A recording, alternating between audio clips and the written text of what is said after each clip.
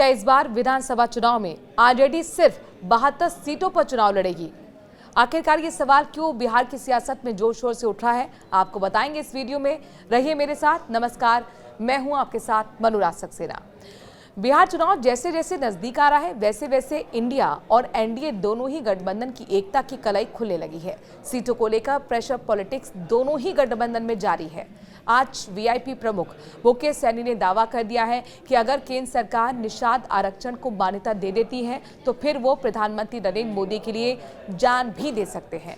मुकेश सैनी के इस बयान के सियासी मायने निकाले जाने लगे हैं। क्या मुकेश सैनी का हृदय परिवर्तन हो रहा है? क्या मुकेश सैनी फिर एनडीए का रुख करने जा रहे हैं, या फिर ये बयान आरजेडी पर दबाव बनाने की कोशिश है ताकि सीट शेयरिंग के दौरान उन्हें हल्के में ना लिया जाए?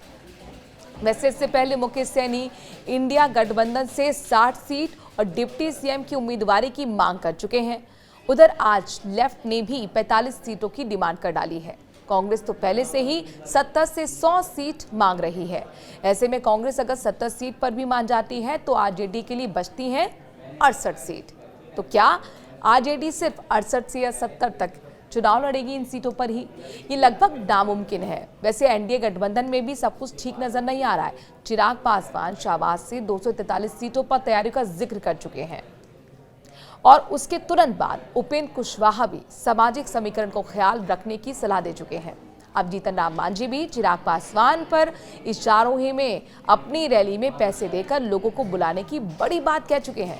माना जा रहा है कि इमामगंज उपचुनाव के दौरान चिराग का वहां प्रचार नहीं करने से जीतन राम मांझी नाराज थे और उसी की टीस अब निकाल रहे हैं। ऐसे में सवाल उठ रहा है कि क्या एनडीए में भी सब कुछ ठीक नहीं है?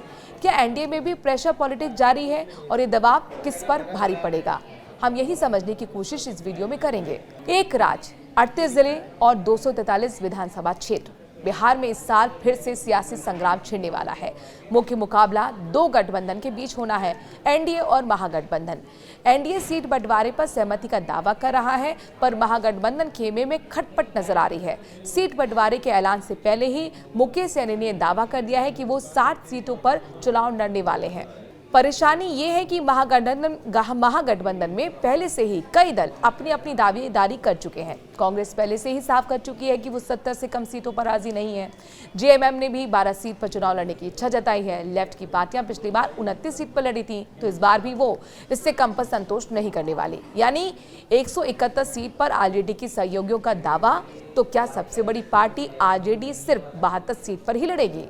महागठबंधन में सीटों को लेकर जारी इस तनातनी पर सियासत भी शुरू हो गई है।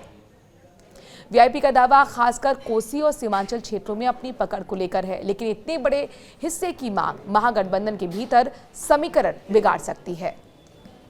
महागठबंधन में सीटों का पेच फंसा हुआ है और ऐसे में कई सवाल हैं। चुनौती महागठबंधन के सामने पार्टी में तालमेल बनाने की है, जितनी भी पार्टियां उनमें तालमेल बनाने की। सीट बंटवारे का पेच भी सुलझाना जरूरी है, साथ ही चेहरे पर चिक को खत्म करना भी जरूरी होगा। चलिए 2020 में महागठबंधन की सीट शेयरिंग आपको बताते हैं और कितनी सीटों पर कौन सी पार्टी लड़ी, कितनी जीती, ये भी बताते हैं। आरजेडी की अगर हम बात करते हैं, 144 सीटों पर लड़ी थी आरजेडी, उसमें से 75 सीटें जीती। कांग्रेस ने 70 सीट पर चुनाव लड़ा, 19 जीती। माले ने 19 में से 12 सीटें जीती और भाकपा ने 6 में से 2 सीटें जीती। माकपा ने 4 में से 2 सीटें जीती। लेकिन इस बार महागठबंधन में लगातार चिक बनी हुई है। तो क्या आपको लगता है कि वाकई मुकेश सैनी का ये दाव है प्रेशर टैक्टिक्स के तौर पर काम कर जाएगा?